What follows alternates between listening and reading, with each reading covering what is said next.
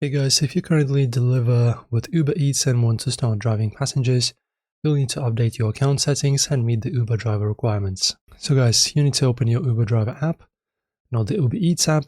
If you only have Uber Eats, go to your app store and download Uber driver. Sign in with the same account you use for Uber Eats. Once logged in, you may see a prompt asking if you want to drive passengers. If you don't, tap your profile icon in the top corner. Go to the account, vehicle options, add a vehicle.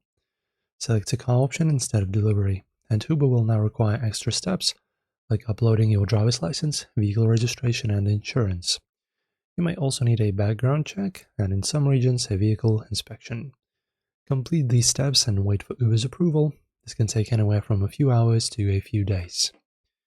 And that's pretty much it. If you're looking to do this on the website, as you can see, you can contact also the support to switch. Just go to this page and log in to get help. So guys, if you've successfully done it, let us know in the comments, and don't forget to like the video and subscribe to our channel.